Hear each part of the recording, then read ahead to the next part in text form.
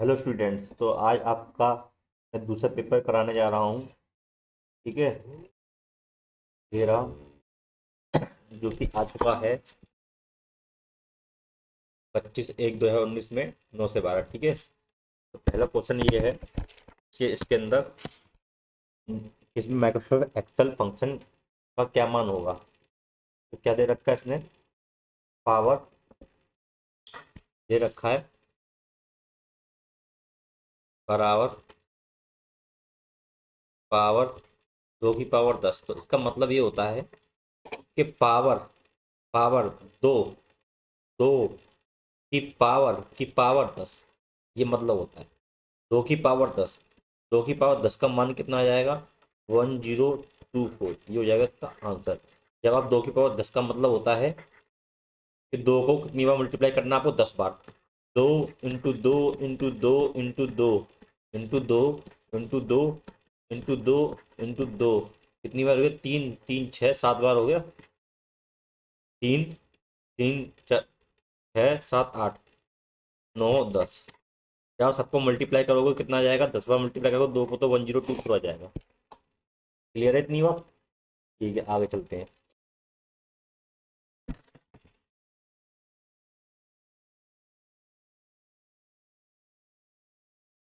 निम्नलिखित में से एप्पल द्वारा कौन सा ग्राफिकल वेब ब्राउजर विकसित किया गया है। एप्पल का कौन सा ब्राउजर है, सफारी। देखो, क्रोम गूगल का है। क्रोम किसका है, गूगल का है। ये तो आपको पता होगा क्रोम किसका है।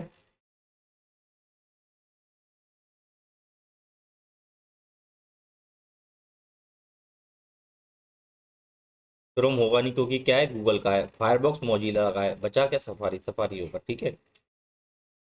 ठीक है, आगे देखते हैं। निम्नलिखित से माइक्रोसॉफ्ट वर्ड दस्तावेज खोलने के लिए प्रयोग नहीं किया जाता। जब भी आपको कोई दस्तावेज खोलना पड़ेगा तो केवल फाइल आइकन का चेंज करके और एंटर कुंजी दबाए तो खुल जाएगा। देखो, कोई भी फाइल को आप सेलेक्ट करोगे और उस पर एंटर कुंजी दबा दोगे तो खुल जाएगा। ठीक है, आपको दिक्कत ना हो। तो देखो, ये फाइल है, अगर मैं यहाँ पे सेलेक्ट करने के बाद एंटर कुंजी दबा दूंगा तो नहीं खुल जाएगा। ठीक है, ये कह रहा तो खुल जाएगा भाई, इसमें कोई गलत बात नहीं है। ठीक है, आगे देखते हैं आगे क्या कह रहा है ये। केवल फाइल आइकन पर क्लिक करके। अब देखो, ये फाइल आइकन है, अगर मैं इस पर क्लिक कर रहा हूँ तो खुल नहीं रहा है। तो यही गलत हो गया आपका, आपको आगे पढ़ने की जरूरत नहीं है।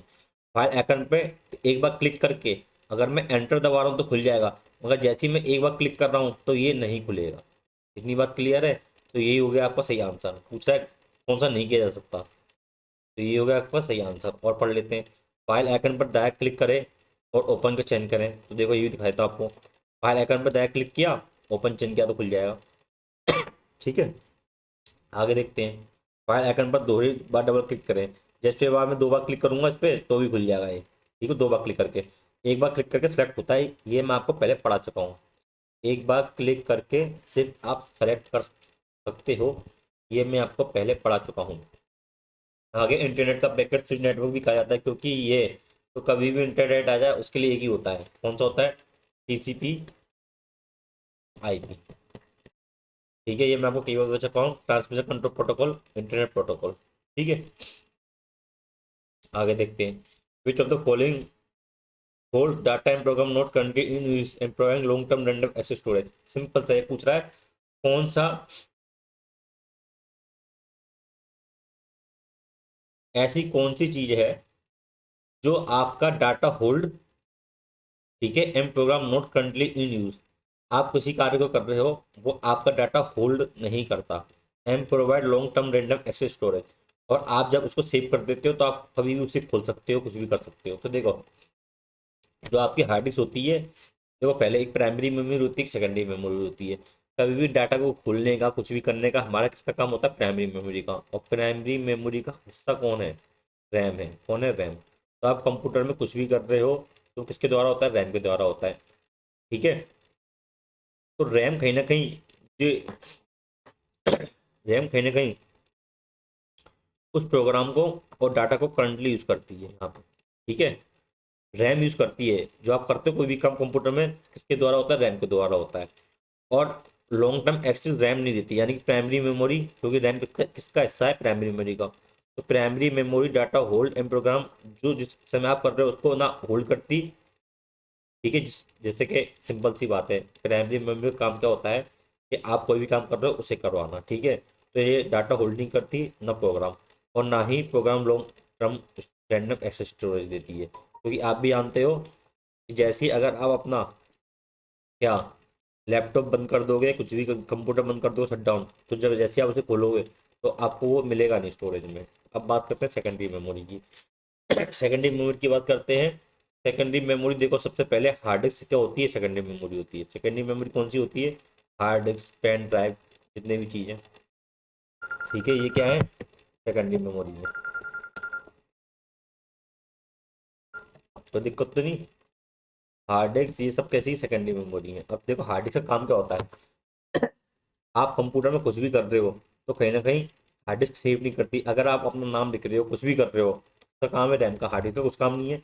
तो whole data and program not currently in use नहीं करती, सही बात है हार्ड डिस्क। और जब आप उसमें कुछ भी डाटा सेव कर देते हो, कोई भी मूवी, कोई भी सॉफ्टवेयर, तो आप उसे कभी भी खोल सकते हो। तो provide long term random access storage, तो ये क्या हो गया, हार्ड डिस्क हो गया। और हार्ड डिस्क का भाग है सेकेंडरी मेमोरी का, तो आंसर क्या हो गया आपका, सेकेंडरी मेमोरी, ठीक है। देखो रैम होगा नहीं, रैम तो कैसे भी नहीं होगा, ठीक है। प्राइमरी मेमोरी का हिस्सा कौन है? जब प्राइमरी मेमोरी नहीं है, समझो इस बात को। प्राइमरी मेमोरी क्या करती है कि आपको लॉन्ग टर्म के लिए डाटा स्टोर करके नहीं देती है, लॉन्ग टर्म के लिए नहीं देती है, प्राइमरी मेमोरी होगा नहीं। इतनी बात क्लियर है। जब प्राइमरी मेमोरी नहीं होगा तो प्राइमरी मेमोरी का सही क्या है, स्टैटिक रैम है, तो वैसे नहीं होगा, ठीक है। और एच डी रैम भी क्या है, प्राइमरी मेमोरी के साथ, तो वैसे नहीं होगा। तीनों ऑप्शन हट गए, तो बचा क्या, सेकेंडरी मेमोरी। आगे देखते हैं। अगर आप एक माइक्रोसॉफ्ट पावरपॉइंट स्लाइड का चयन करके स्लाइड छिपाएं, विकल्प का चयन करें, तो क्या होगा, ठीक है। तो इसमें जब भी आप ऐसा करोगे तो क्या होगा, तो आप भी कभी भी कोई स्लाइड छुपा दोगे तो आप प्रेजेंटेशन दोगे तो स्लाइड नहीं आएगी, और स्लाइड उसके अंदर रहती है, मगर आप जैसी प्रेजेंटेशन करोगे तो स्लाइड आप शो नहीं होगी। ये मैं आपको प्रैक्टिकल करके करा चुका हूँ अपने लेक्चर में। तो देखो, आपने कोई स्लाइड छुपा दी, यहाँ पे एक, दो, तीन, चार, पांच स्लाइड है, और आपने ये स्लाइड छुपा दी। तो जैसी बस छुप जाएगी, जैसी आप प्रेजेंटेशन चालू करोगे तो पहले नंबर पे, जैसे आप प्रेजेंटेशन चालू करोगे तो पहले नंबर पे ये स्लाइड आएगी, दूसरे पे ये आएगी, ये नहीं आएगी, ये नहीं आएगी, ठीक है।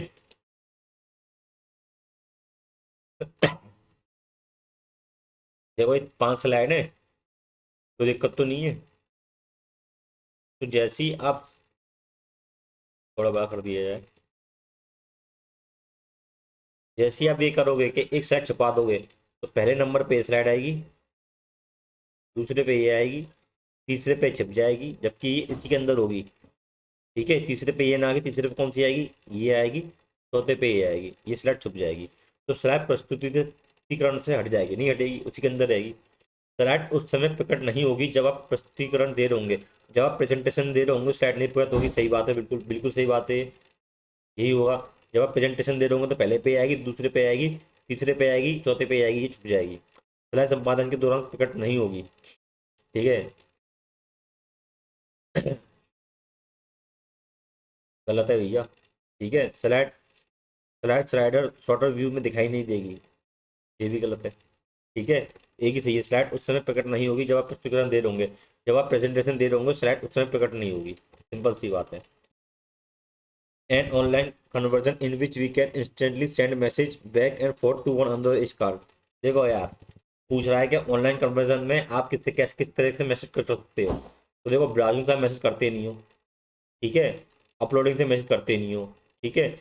और ईमेल से आप इंस्टेंटली नहीं करते, जाएगा, थोड़ा टाइम लगता है, ठीक है।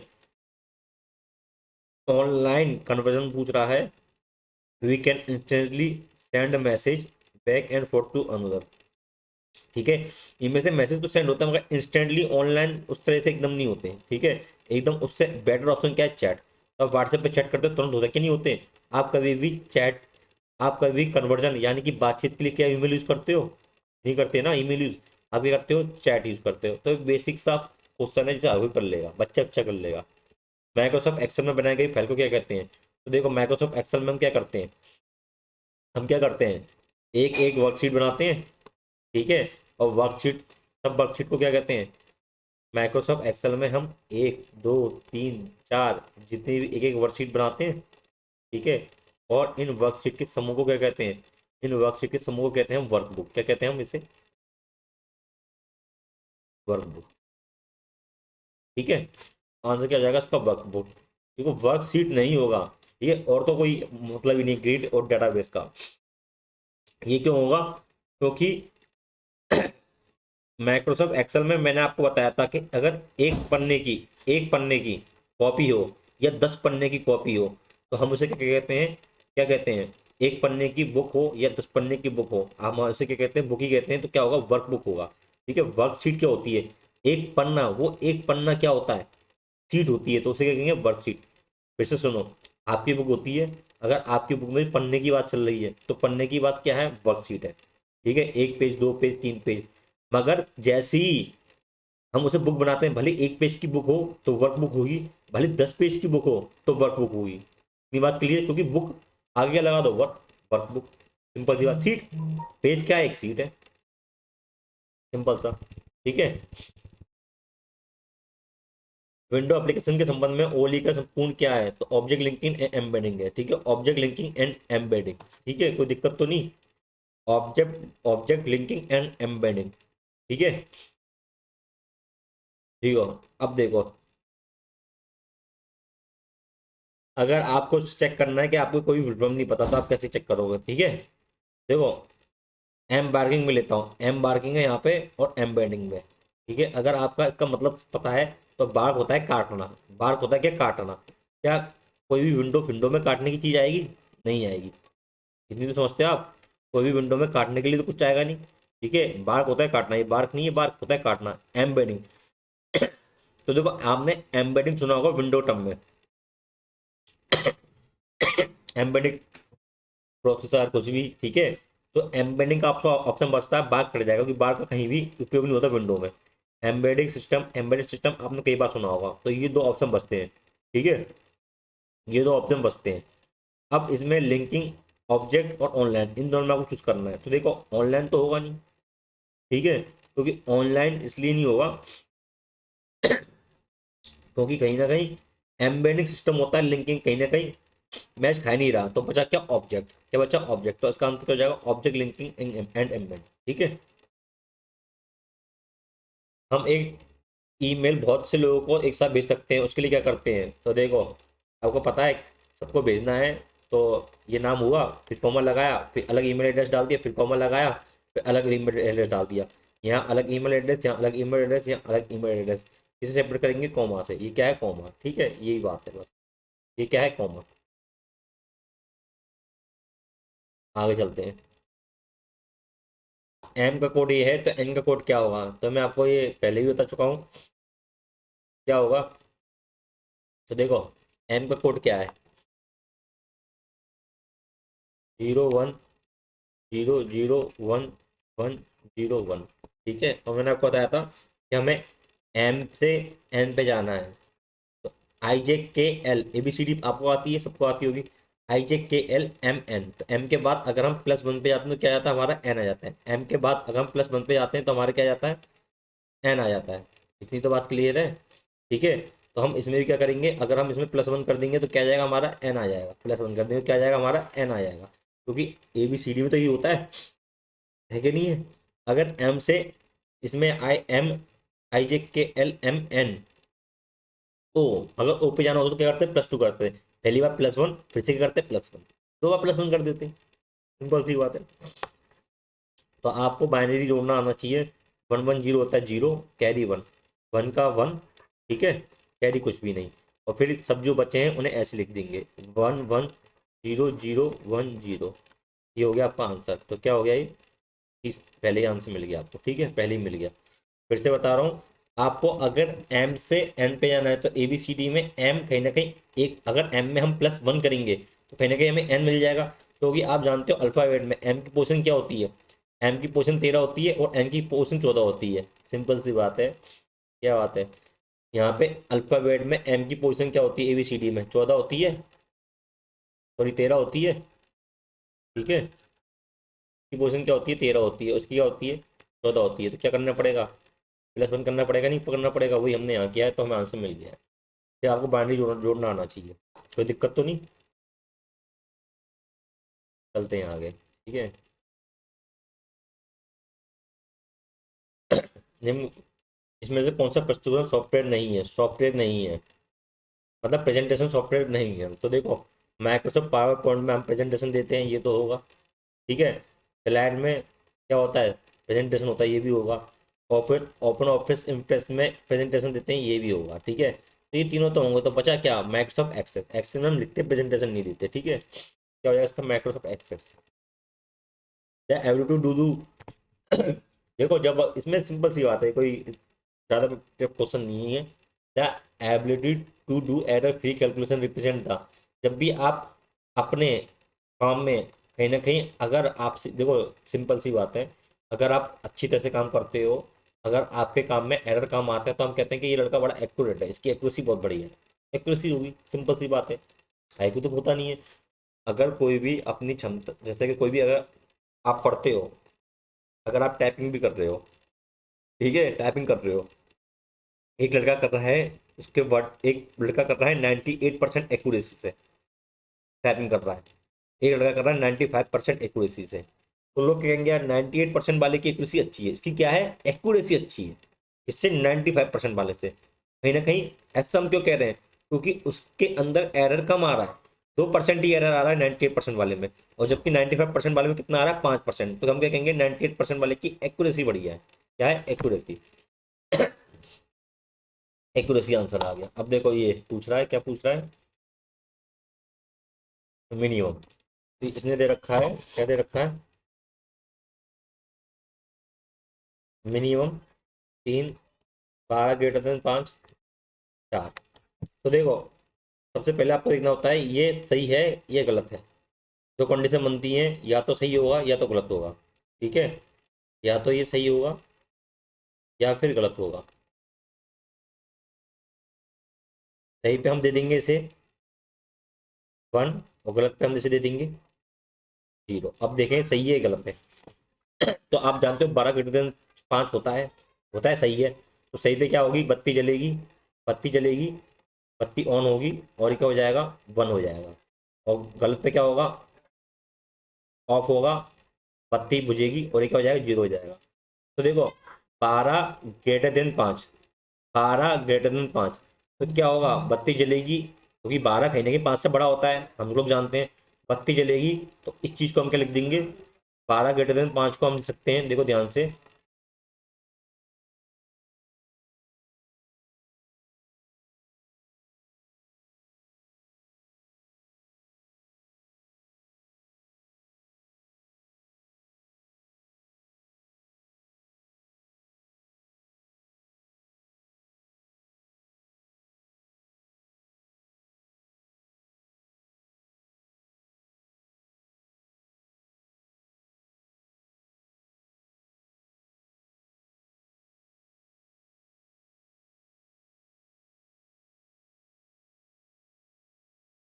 12 ग्रेटर देन 5 हो गया, उसके बाद क्या लिखेंगे हम?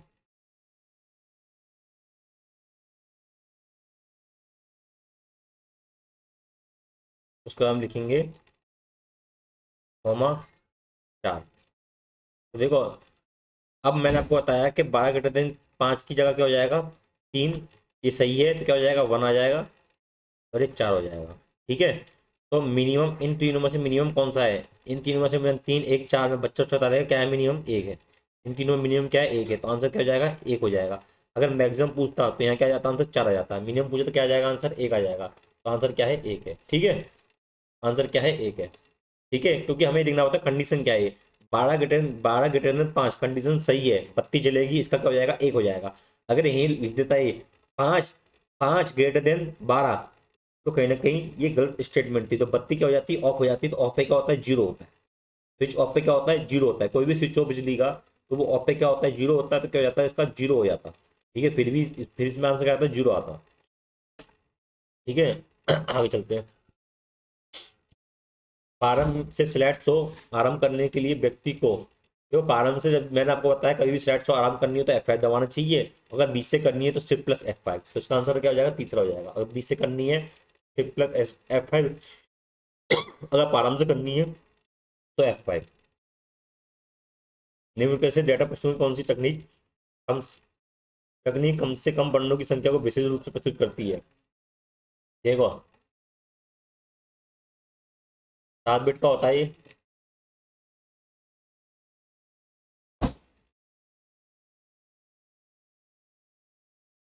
देखो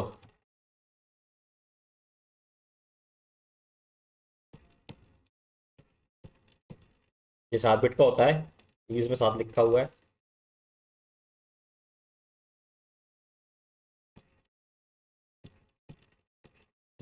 ये 8 बिट का होता है, ठीक है।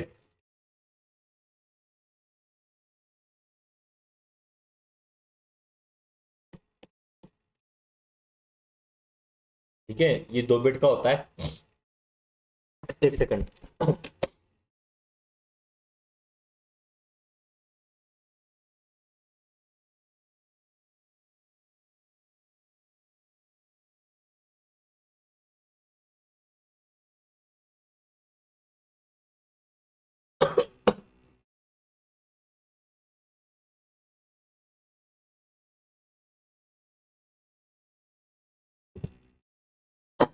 और मैं आपको एक बात बताऊं कि ईबीडी से ऐसी कितने बिट का होता है?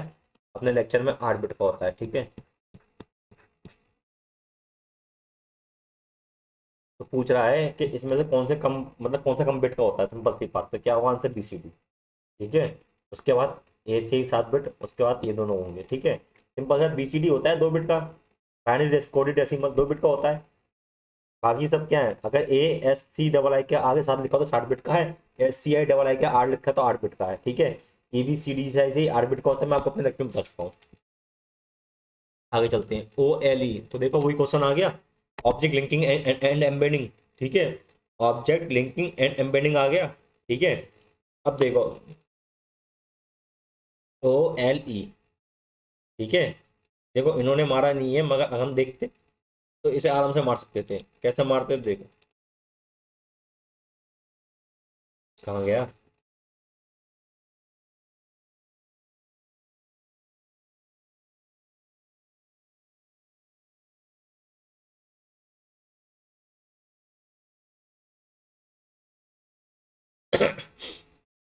तो देखो क्या है यहाँ पे, OLE, ये हो गया ऑब्जेक्ट, ये हो गया लिंकिंग, ये हो गया एम्बेडिंग।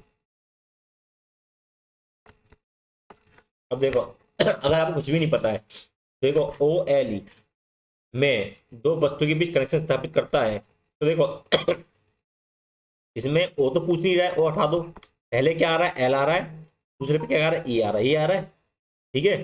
अगर और समझाऊं अच्छे तरीके से, तो देखो ओ एल ई की फुल फॉर्म क्या होती है?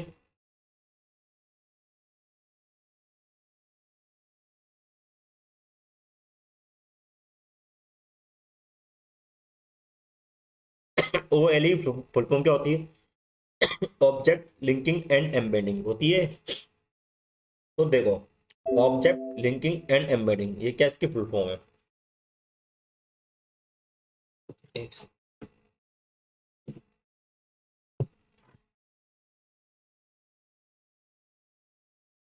हो गया चार्ज।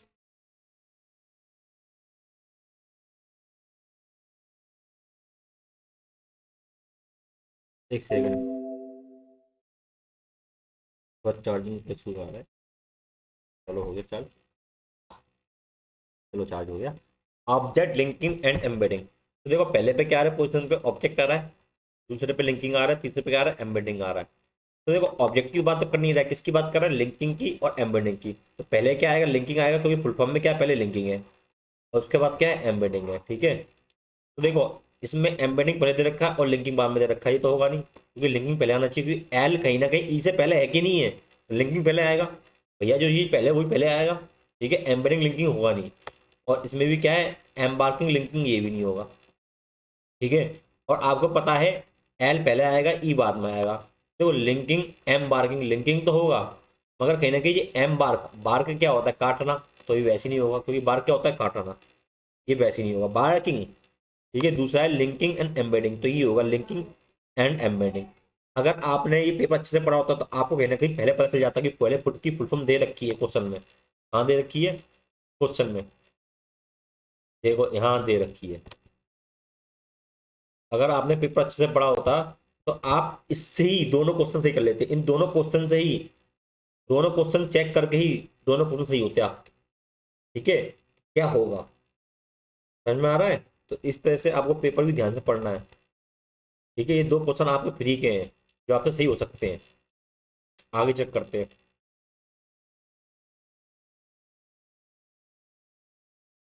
आगे विच of the network topology provide centre hub computer with the rest of the computer, तो आपको मैंने बताया क्या बताया कि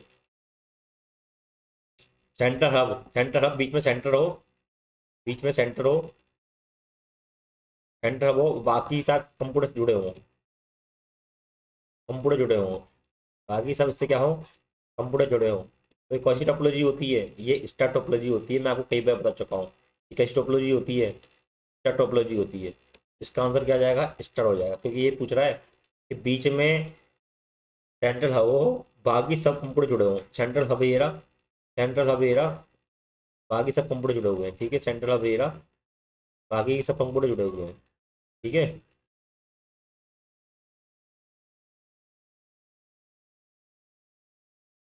आगे चलते हैं।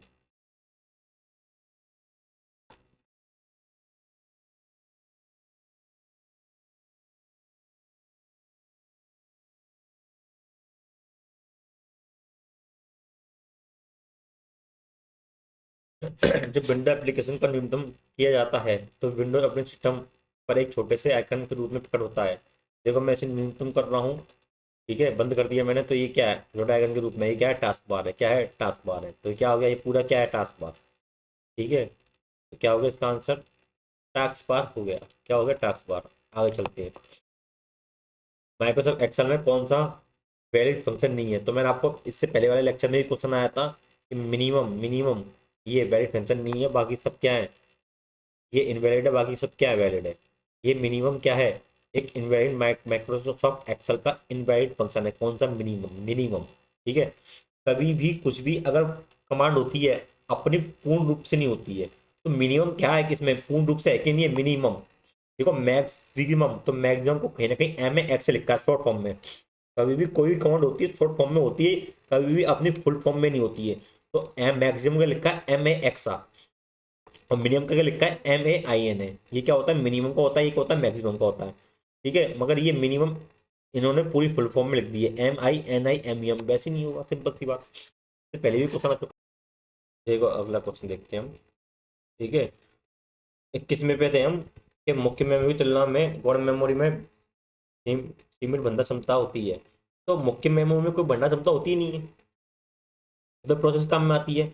गौण मेमोरी में भंडार क्षमता होती तो है, ठीक है, मगर मुख्य मेमोरी, देखो ये कथन सही है, यहाँ से लेके ये कथन सही है। गौण मेमोरी सेकंड मेमोरी में भंडार क्षमता सीमित होती है, मगर मुख्य मेमोरी की तुलना में ये गलत है, क्योंकि मुख्य मेमोरी की तुलना में तो होती नहीं, क्योंकि मुख्य मेमोरी में कहीं ना कहीं भंडार क्षमता होती नहीं है, वो सिर्फ प्रोसेस करवाता है, मुख्य मेमोरी यानी कि रैम। तो ये क्या हो गया, आपका गलत हो गया। ठीक है, और डायनेमिक रैम और स्टैटिक रैम में धीमी कौन सी होती है, तो आपको पता है डायनेमिक रैम कहीं ना कहीं धीमी होती है स्टैटिक रैम से, तो ये आपका सही है। मैं आपको लेक्चर में बता भी चुका हूँ कि डायनेमिक रैम कहीं ना कहीं रुक रुक के चलेगी, स्टैटिक रैम चलती चलेगी चलती चलेगी चलती चलेगी चलती चलेगी, यानी कि स्टैटिक रैम तेज होती है किससे, डायनेमिक रैम से। स्टैटिक रैम तेज होती है किससे, डायनेमिक रैम से। तो हम कह सकते हैं डायनेमिक रैम धीमी होती है स्टैटिक रैम से, एक ही बात है। तो कौन सा गलत है, पहला गलत है। ठीक है, अगला देखते हैं। मैक्सिमम वर्ड बैच में एक तालिका में अधिकतम कितने कॉलम होते हैं, कितने होते हैं, 63 होते हैं, ये तो हर किसी को पता है, 63 होते हैं, बेसिक क्वेश्चन है। ठीक है, 63। दूसरा देखते हैं, आपको ईमेल पढ़ना या भेजना समाप्त करने के बाद लॉग आउट साइन आउट करना क्लिक पर करना चाहिए। आपको ईमेल पढ़ना या भेजना समाप्त करने के बाद लॉग आउट साइन आउट पर क्लिक करना चाहिए, सही है भैया, ये करना चाहिए, ईमेल भेजने के बाद लॉग आउट या साइन आउट पे करना चाहिए। ईमेल के संबंध में बीसीसी होता है ब्लैक कार्बन कॉपी। तो ये ब्लैक देखो, बीसीसी की फुल फॉर्म मैंने आपको बताई, ये ब्लैक कार्बन कॉपी नहीं होती है। ब्लैक की जगह क्या आता है? ब्लाइंड। क्या आता है? ब्लाइंड। ब्लैक की जगह क्या आता है? ब्लाइंड। ठीक है, ब्लैक नहीं होती, ब्लैंड होती है। तो ये क्या हो गया आपका? गलत हो गया। ये क्या हो गया? गलत हो गया। पूछा गलत कौन सा है, देखो ये देखा करो, गलत पूछ रहा है सही पूछ रहा है, इसी में गलत कर जाओगे। तो गलत पूछ रहा है, गलत कौन सा है? दूसरा है, पहला सही है, तो क्या हो गया आंसर इसका? दूसरा हो गया। ठीक है, 2016 से आपकी फाइल के साथ डिफॉल्ट डिफॉल्ट माइक्रोसॉफ्ट एक्सेल का। तो आपको मैं पता है 2007 के बाद क्या आ गया है? 2007 के बाद, 2007 के बाद क्या है? X L x S. उससे पहले क्या था? X L x. तो पूछ रहा है 2016, तो 2016 क्या आ जाएगा? X L x x. क्योंकि 2007 के बाद ही तो 2016 आएगा यार। आएगा कि नहीं आएगा? 2007 के बाद ही तो 2016 आएगा। ठीक है, तो इसका आंसर ये हो गया। आगे चलते हैं। एक जटिल सॉफ्टवेयर है जो हार्डवेयर संसाधनों और कंप्यूटर प्रणाली का कार्य व्यवस्था के लिए जिम्मेदार है। देखो, हार्डवेयर और सॉफ्टवेयर किसका पार्ट है भैया? ऑपरेटिंग सिस्टम का पार्ट है कि नहीं है? और वैसे भी आप देख सकते हो, ओएस ऑपरेटिंग सिस्टम क्या होती है? विंडो होती है। जटिल सॉफ्टवेयर जो कि हार्डवेयर संसाधनों का, यानी कि आपकी कीबोर्ड, माउस और कंप्यूटर प्रणाली, कंप्यूटर जनरेशन की कार्यात्मकता व्यवस्था करने के लिए जिम्मेदार है। सिंपल सी बात है, अगर आपको कंप्यूटर चला है तो आपको किसका यूज़ करना पड़ेगा? आपको ऑपरेटिंग सिस्टम यानी कि विंडो का यूज़ करना पड़ेगा। वर्ड प्रोसेसर होगा नहीं। इससे क्या आप चला सकते हैं कंप्यूटर? नहीं चला सकते। कंप्रेसर सॉफ्टवेयर पता है, ये भी नहीं होगा। यूटिलिटी सॉफ्टवेयर यानी क्षमता बढ़ाने के लिए होता है, ये भी नहीं होगा। तो बचा क्या? एक ऑपरेटिंग सिस्टम। सिंपल सी बात, क्योंकि ऑपरेटिंग सिस्टम ही तो आपको कंप्यूटर चलाता है। प्राप्तकर्ता के छोर पर एन्क्रिप्ट डाटा का होना जरूरी है ताकि उपभोक्ता इसे आसानी से पढ़े।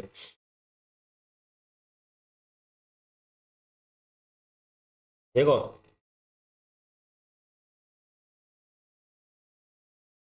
एक होता है एन्क्रिप्ट, एक होता है डिक्रिप्ट। एन्क्रिप्ट आपका होता है, एक होता है एन्क्रिप्ट, एक होता है डिक्रिप्ट। एन्क्रिप्ट, डिक्रिप्ट, ठीक है। एन कर देना, यानी कि एन देखो, एन एन एन्क्रिप्ट मतलब होता है छिपाना। क्या होता है? छिपाना। और छिपाने को अगर हम करते हैं दिखाना, तो क्या होता है? डिक्रिप्ट। डिक्रिप्ट, ठीक है। एनक्रिप्ट करते गए हम कोई भी चीज को छुपाते हैं, और डिक्रिप्ट करते कोई चीज को दिखाते हैं। तो पूछ रहा है प्राप्तकर्ता के छोर पर एनक्रिप्ट डाटा को होना जरूरी है ताकि उपयोगकर्ता इसे आसानी से पढ़ सके। देखो, आपके दो ऑप्शन आए, एनक्रिप्ट और डिक्रिप्ट। ऑगमेंटेड एनक्रिप्ट ये तो होगा नहीं। देखो, आप उसे दिखाना चाहते हो तो आप उसको दिखाना चाहते हो, दिखाने के लिए को डिक्रिप्ट, डिक्रिप्ट करोगा। ठीक है, अगर आप छुपाना चाहते हो क्या होगा? एनक्रिप्ट होगा। क्या होगा? एनक्रिप्ट होगा। ठीक है, तो एनक्रिप्ट तो कहने का ऑप्शन में भी नहीं है। तो बचा क्या? डिक्रिप्ट। क्योंकि दिखाने का क्या मतलब होता है? डिक्रिप्ट करना। एनक्रिप्ट होता है छुपाना, और डिक्रिप्ट होता है दिखाना। ठीक है, आगे चलते हैं। निम्न में कौन सा कथन गलत है? कौन सा कथन गलत है आपका? देखो, माइक्रोसॉफ्ट वर्ड में फोन संवाद बॉक्स खोलने के लिए शॉर्टकट की कंट्रोल+D है। भाई सही है, मैं आपको बता चुका हूँ ये। फॉन्ट खोलने के लिए कंट्रोल+D का उपयोग करते हैं। माइक्रोसॉफ्ट वर्ड दस्तावेज में पैराग्राफ को मध्य रेखांकित करने के लिए कंट्रोल+C करते हैं। तो सेंटर के लिए कंट्रोल+E भी करते हैं, ये भी सही है। तो कौन सा गलत है? गलत तो कोई सा भी नहीं है, ना तो एक ना तो सेकंड। तीसरा आंसर हो गया। पीडी के कंप्यूटर माइक्रो प्रोसेसर तकनीक का प्रयोग किया गए थे। ठीक है, माइक्रोसॉफ्ट प्रोसेसर कौन सी पीढ़ी में प्रयोग हुआ था? तो मैं बता चुका हूँ कौन सी पीढ़ी में प्रयोग हुआ था। फोर्थ में बता चुका हूँ मैं आपको कई बार। ठीक है, फोर्थ में हुआ था। दी गई संख्या में उदाहरण 14 निम्न में से कौन सी अंक प्रणाली है? तो देखो, हेक्साडेसिमल, हेक्साडेसिमल 16 होगी, बाइनरी 2 होगी, 2 होगी, ऑक्टल 8 होगी, डेसिमल 10 होगी। तो दी गई संख्या लिए उदाहरण 14, 14 निम्न में से कौन सी अंक प्रणाली अपने प्रस्तुतिकरण के लिए अंकों का या की सबसे कम संख्या होगी। देखो 16 से कम जाएंगे, 16 से कम जाएंगे जब भी क्या आएगा, 16 से कम जाएंगे जब भी क्या आएगा, 14 आएगा। 10 से कम जाएंगे तो आएगा नहीं, ऐसे समझ लो।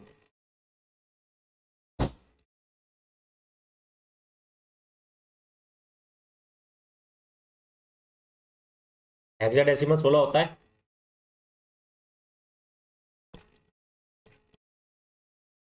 बाइनरी 2 होता है।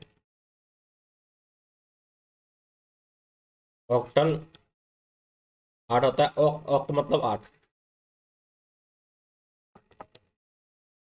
डेसिमल यानी कि 10। अब पूछ रहा देखी की संख्या 14 और 14 में 14 है। निम्न कौन सी अंक प्रणाली अपने प्रस्तुतिकरण के लिए अंकों या प्रतीकों की सबसे कम संख्या का प्रयोग करेगी। सबसे कम संख्या का कौन प्रयोग कर सकती है, तो देखो अगर हम 10 से नीचे जाएंगे तो 10 से नीचे 9 हो सब आता है। 8 से नीचे आएंगे तो भी 7 है, और 2 से नीचे 1 आता है। तो 14 किसके नीचे आ रहा है, 14 कहने के 16 से नीचे आ रहा है कि नहीं आ रहा। 15, उसके बाद क्या आ जाएगा 14। ठीक है, 10 के नीचे तो 14 आ नहीं रहा है, तो एक ही होगा क्या, हेक्साडेसिमल। ठीक है। विंडो फाइल या डायरेक्टरी आइकन का चयन करते समय और शिफ्ट धन रुपये की कुंजी का एक साथ दबाते हुए क्या होगा। ठीक है, देखो पूछ रहा है कि विंडो में अगर आप ये करोगे, ये है, अगर मैं देखो इसे सिलेक्ट किया और उसके बाद मैंने शिफ्ट प्लस डिलीट दबा दिया, तो क्या पूछ रहा है कि आप इसे क्या परमानेंटली डिलीट मारना चाहते हो। मतलब ये रिसाइकल बिन में नहीं जाएगी फाइल, सीधे क्या होगी कंप्यूटर से परमानेंटली, यानी कि हमेशा के लिए खत्म हो जाएगी, ये कह रहा है। ठीक है, शिफ्ट प्लस डिलीट से। देखो क्या कह रहा है ये, पूछ रहा है विंडो में फाइल या डायरेक्टरी आइकन का चयन करते हैं, कर दिया हमने चयन। भैया फाइल या डायरेक्टरी आइकन का चयन ही तो किया हमने, यहाँ पे कर दिया हमने। ठीक है, तथा डुप्लीकेट कुंजियों को एक साथ दबाते हैं, तथा डिलीट कुंजियों को एक साथ दबाते हैं, शिफ्ट तथा डिलीट कुंजियों को, शिफ्ट प्लस डिलीट कुंजियों को दबा दिया तो क्या आ रहा है, पूछ रहा है कि आप हमेशा के लिए समाप्त करना चाहते हो कि नहीं चाहते हो, ये पूछ रहा है। ऑप्शन पढ़ते हैं। फाइल या डायरेक्टरी माई डॉक्यूमेंट फोल्डर में चली जाएगी, नहीं जा रही भैया। फाइल या डायरेक्टरी संग्रह फोल्डर में चली जाएगी, ये भी नहीं हो रहा। फाइल या डायरेक्टरी रिसाइकल बिन में चली जाएगी, नहीं जा रही, क्योंकि परमानेंटली हमेशा के लिए कह रहा है।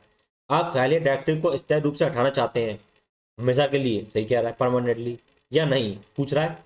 आप फाइल या डायरेक्टरी को स्थायी रूप से परमानेंटली हटाना चाहते हैं कि नहीं है, पूछ रहा है ना हमसे। अरे यही तो पूछ रहा था हमसे,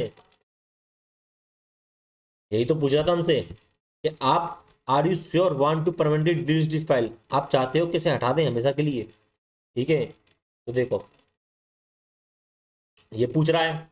इस बात की पुष्टि करने के लिए एक संवाद बॉक्स प्रकट होता है, संवाद बॉक्स प्रकट हो रहा है, तो चौथा ऑप्शन हो गया। माइक्रोसॉफ्ट एक्सेल में डाटा में प्रविष्ट किया जाता है जो पंक्ति और कॉलम के बीच में होता है, तो आप जानते हो माइक्रोसॉफ्ट एक्सेल में क्या होता है, सेल के अंदर ही डाटा फिट करते हैं, ये क्या होता है, सेल होता है। क्या आंसर हो गया, सेल हो गया। फुटर्स होगा नहीं, हेडर्स होगा नहीं, टॉप बॉक्स होगा नहीं, सिंपल सी बात, सेल होगा।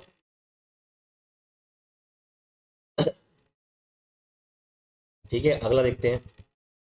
ये जब प्रोग्राम डेट इज रनिंग, देखो मैंने आपको कई 30 बार बताया ऐसा कौन सा प्रोग्राम है जो रनिंग करता है, इंफॉर्मेशन होगा नहीं, और इंफॉर्मेशन में प्रोग्राम थोड़ी ना है, नॉलेज होगा नहीं, डाटा होगा नहीं। प्रोसेस क्या होता है, प्रोसेस का मतलब होता है कोई काम क्रियाशील होना। आप खाना खा रहे हो तो आप क्या कर रहे हो, प्रोसेस कर रहे हो, तो प्रोग्राम भी क्या है, एक प्रोसेस ही तो है जो कि चलता है, सिंपल सी बात। तो सोचना ही नहीं है। देखो इंफॉर्मेशन ज्ञान, ज्ञान के प्रोग्राम है नहीं है, नॉलेज के प्रोग्राम है नहीं है, डाटा के प्रोग्राम है।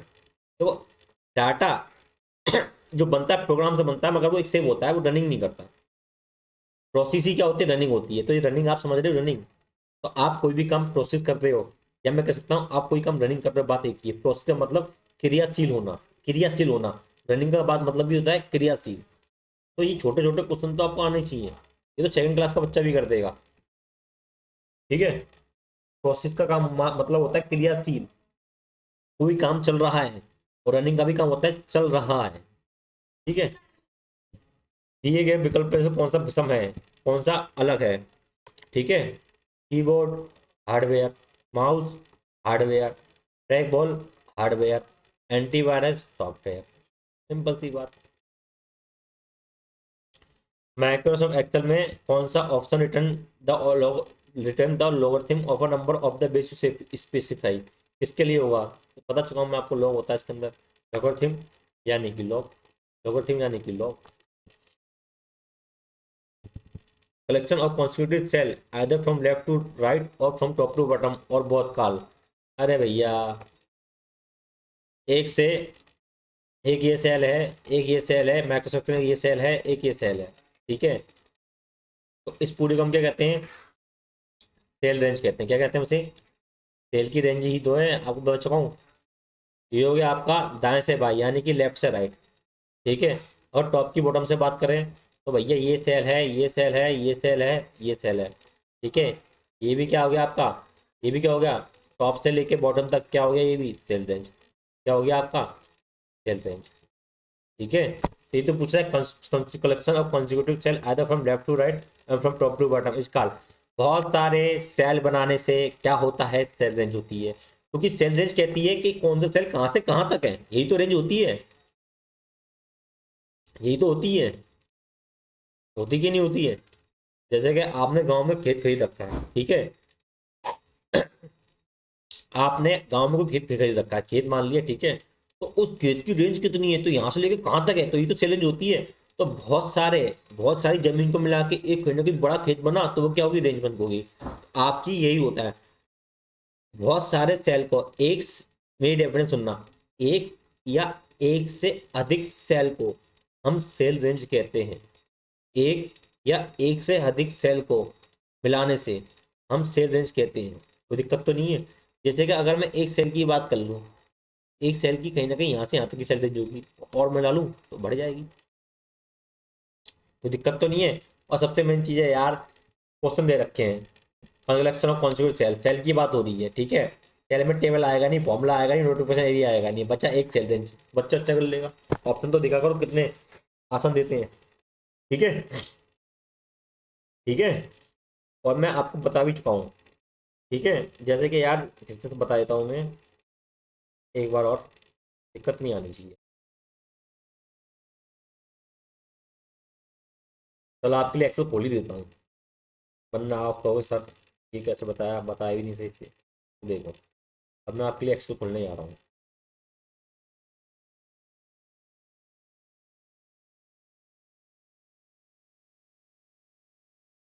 मिल गया एक्सेल।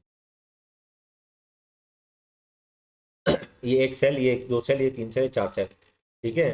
अगर मैं इसे बढ़ा दूँ,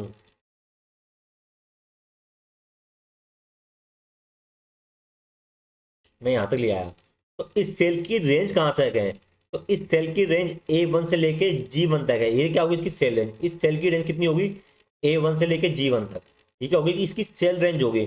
और जबकि अगर मैं इसे कर दूं यहाँ तक, तो ये सेल है, एक सेल, दो सेल, तीन सेल, चार सेल, पांच सेल, छह सेल, सात सेल, आठ सेल, ये सब क्या है, एक अपने अपने सेल है। तो अगर अब मैं इसकी बात करूं, इस सेल की रेंज कितनी होगी, तो इस सेल की रेंज सिर्फ A1 होगी, क्योंकि ये एक ही सेल है। और ये अपने आप में इसकी रेंज बताएंगे, हम कितने बताएंगे, A1 बताएंगे। मगर जैसे इस सेल को मैं बढ़ा देता हूँ, मैं सेल को बढ़ा देता हूँ, देखो बढ़ा रहा हूँ, दूसरे पे ले आया, तीसरे पे ले आया, चौथे पे ले आया, पांच पे ले आया, सातवें पे ले आया, तो क्या होगी, इसकी सेल रेंज होगी। ये कहानी है। आगे चलें, आगे चलते हैं। सीडी राइट एक पुनर्लेखन डिस्क है जो पहले से रिकॉर्ड किए डाटा को मिटाने के लिए और नए डाटा को इस पर लिखने के लिए अनुमति करती है। तो सीडी राइट, ठीक है। तो ये कैसे करती है, सिर्फ लिखने का काम करती है, ठीक है, मिटाने का काम नहीं करती है। तो ये हो गया क्या, क्या गलत हो गया, ठीक है, ये गलत हो गया। तो ये सिर्फ लिखने का काम करती है, मिटाने का काम नहीं करती है, ठीक है। तो ये क्या हो गया, गलत हो गया, समझ पा रहे हो ना। वैसे बता दे रहा हूँ, सी डी आर और CDRW। CDR का मतलब होता है कॉम्पैक्ट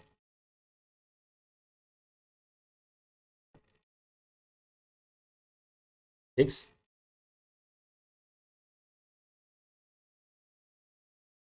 रीडेबल। ये सिर्फ कैसे कर सकती है, पढ़ सकती है। इसका मतलब होता है कॉम्पैक्ट डिस्क री राइटेबल।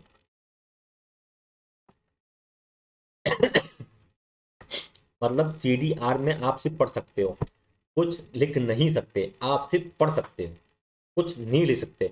रीड का मतलब होता है पढ़ना मेरे भाइयों, रीड का मतलब होता है पढ़ना, रीडेबल क्या होता है पढ़ना ही हो। और CDRW में आप उसे दोबारा से लिख सकते हो, क्या होती है री राइटेबल। फिर से राइट करोगे, फिर से राइट करोगे, क्या होगा री राइटेबल। आप ये कर सकते हो, फिर से राइट कर सकते हो, तो क्या हो जाएगा ये री राइटेबल। क्योंकि CDRW में आप क्या कर सकते हो, फिर से राइट कर सकते हो। इसका मतलब समझो, रीडेबल का मतलब होता है रीड करना सिवा पढ़ सकते हो, और री राइटेबल का मतलब होता है, राइट का मतलब तो लिखना। अरे भैया राइट का मतलब क्या होता है लिखना, और का मतलब होता है दोबारा से। तो आप इसे दोबारा से लिख सकते हो। राइट का मतलब होता है लिखना, और का मतलब होता है दोबारा से। तो आप इसे दोबारा से लिख सकते हो, यानी कि दोबारा से आप इसमें डाटा डाल सकते हो। ये कहानी है, ठीक है, कहानी हमने समझ ली। तो कह रहा CD राइट एक पुनर्गठित डिस्क है जो पहले रिकॉर्ड की डाटा को मिटाने के लिए और नए डाटा को लिखने के लिए अनुमति देता है, नहीं देता भैया, सिर्फ पढ़ने के लिए अनुमति देता है। CD राइट में रीराइटर अक्षरों का अर्थ है read and right. Read and right मतलब नहीं, इसका क्या है रीराइटेबल मतलब है, रीराइटेबल आप फिर से लिख सकते हो। तो ये भी क्या हो गया, गलत हो गया। ठीक है, आंसर क्या हो गया इसमें, कौन सा गलत है, दोनों गलत है। तो क्या आएगा आंसर, वन आ जाएगा, 1 और 2 दोनों गलत है। ठीक है, माइक्रोसॉफ्ट पावर पॉइंट में निम्न में से कौन सा होम टैब के क्लिपबोर्ड में प्रकट नहीं होता। देखो, पेस्ट होता है होमवर्क में, ठीक है, होमवर्क के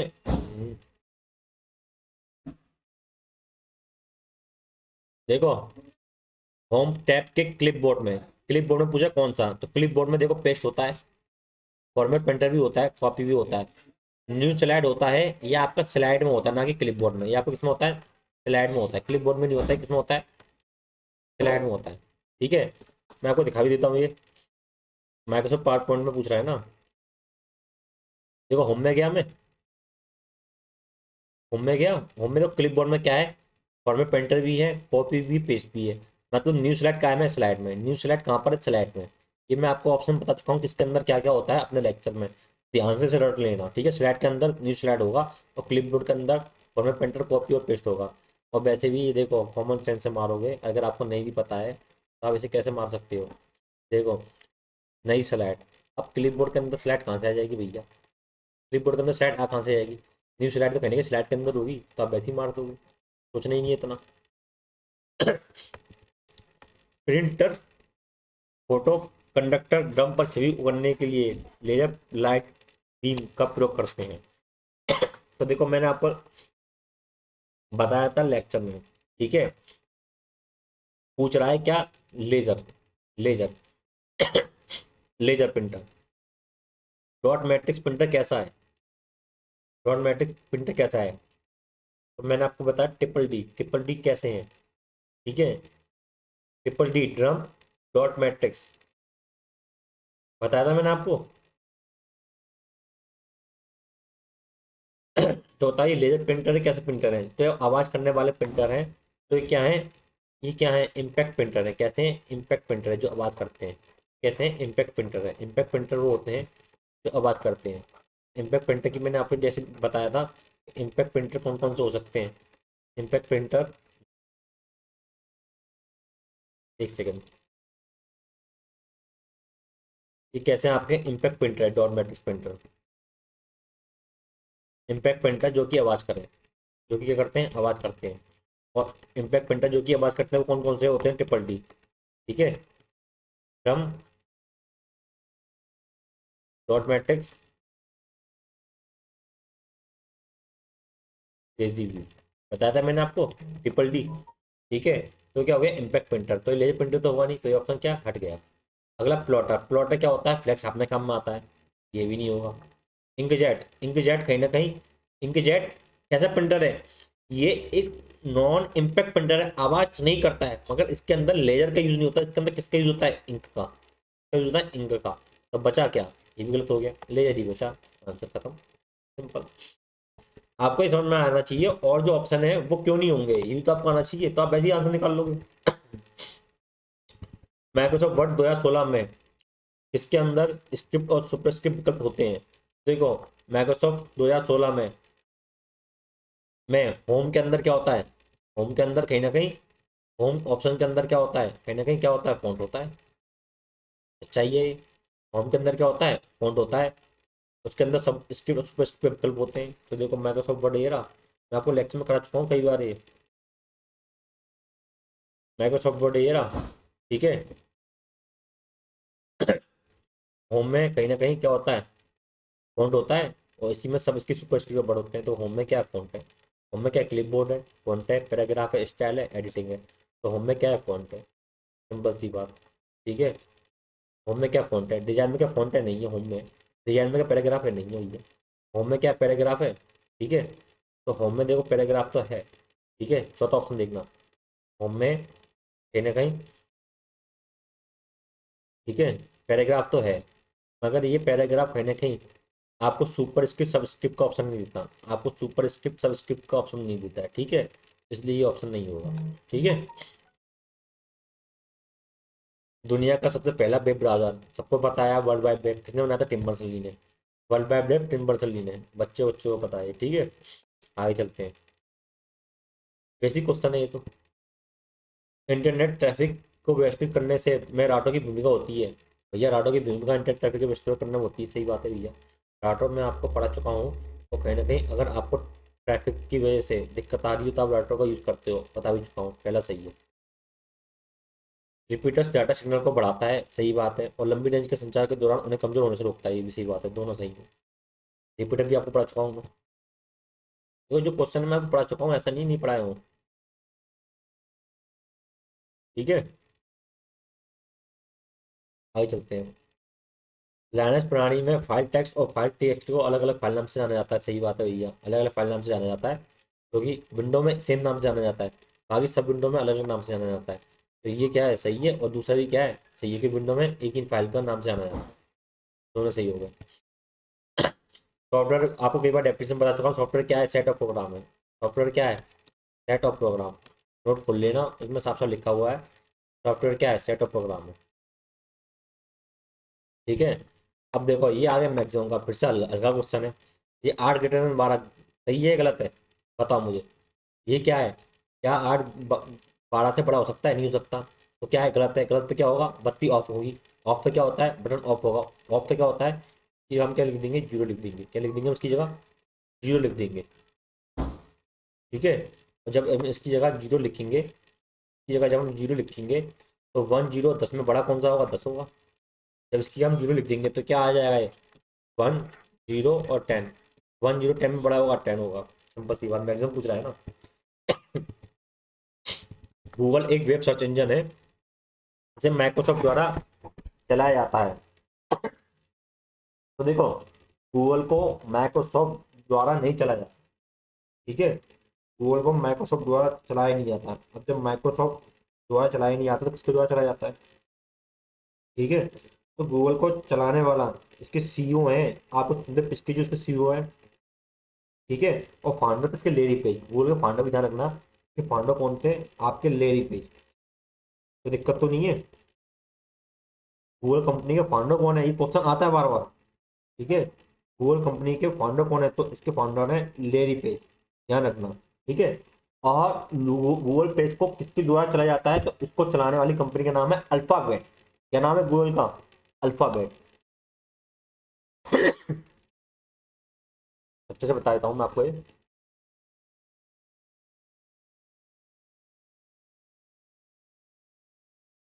देखो गूगल की बात कर ले,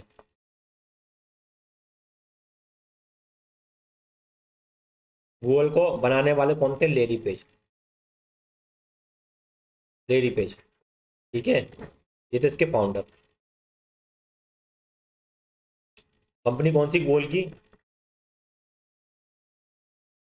अल्फाबेट। अल्फाबेट कंपनी है, फाउंडर लेरी पेज थे। इससे में सीईओ कौन है, ठीक है।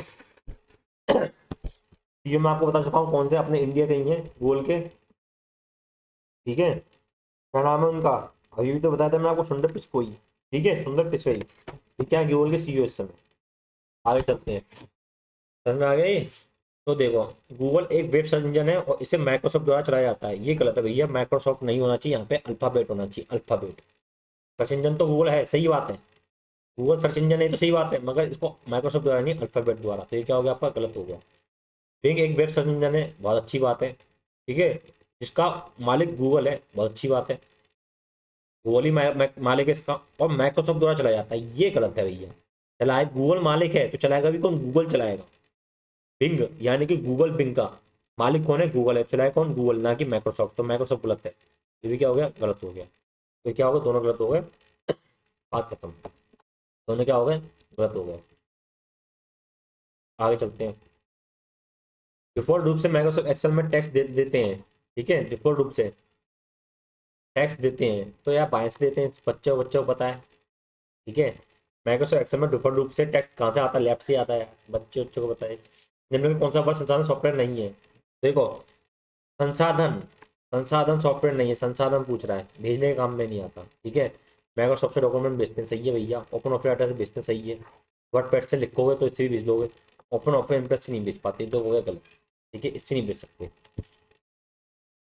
माइक्रोसॉफ्ट वर्ड में रंग, फॉन्ट शैली और आकार जैसे प्रोनाउन रूप को पार्ट में कई जगह लागू करने के लिए विंडोज से किसका प्रयोग किया जाता है? देखो, रंग, फॉन्ट शैली, आकार, तो मैं बोल सकता हूँ किसका होता है? फॉर्मेट पेंटर का, क्लिपबोर्ड का होगा नहीं यार, क्योंकि क्लिपबोर्ड के अंदर ही फॉर्मेट पेंटर आता है, ठीक है। अगर इसमें फॉर्मेट पेंटर नहीं दे रखा होता और क्लिपबोर्ड ही दे रखा होता तो आपका आंसर क्लिपबोर्ड होता। तो क्लिपबोर्ड के अंदर ही, क्लिपबोर्ड के अंदर ही ध्यान रखना, क्लिपबोर्ड के अंदर ही क्या आते हैं? फॉर्मेट पेंटर, कॉपी, पेस्ट, किसका आते हैं? क्लिपबोर्ड के अंदर आते हैं, ठीक है। तो कहीं ना कहीं फॉर्मेट पेंटर के अंदर रंग, फॉन्ट शैली, आकार जैसे प्रॉब्लम को पार्ट में कई जगह लागू किया जाता है, सही बात है। इनमें से कौन सी portable USB flash memory device है? मैंने आपको कितनी बताया, कौन सी? पेन ड्राइव है, पेन ड्राइव है, पेन ड्राइव है, पेन ड्राइव, पेन ड्राइव हो गया। माइक्रोसॉफ्ट में वर्ड दस्तावेज के पैराग्राफ में कहीं भी एक साथ 3 बार क्लिक करके और संपूर्ण क्या करते हैं? पैराग्राफ को चयनित करते हैं, बहुत अच्छा क्वेश्चन है। जब आप माइक्रोसॉफ्ट वर्ड में, बता दे रहा हूँ यार, देखो, ये हो गया माइक्रोसॉफ्ट वर्ड, कुछ भी लिख दिया मैंने, ठीक है। अब मैं एक बार एक साथ क्लिक कर रहा हूँ, ठीक है, पूरा पैराग्राफ सेलेक्ट हुआ कि नहीं हुआ, तो ये पूछ रहा है क्या होता है। क्लिक किया, सेलेक्ट हो गया। तो क्या कह रहा है? माइक्रोसॉफ्ट वर्ड दस्तावेज के पैराग्राफ में कहीं भी एक साथ 3 बार क्लिक करके क्या होता है? सब पैराग्राफ चयनित हो जाता है, सिंपल सी बात, ठीक है। तो ये हमारा क्वेश्चन खत्म हो गया।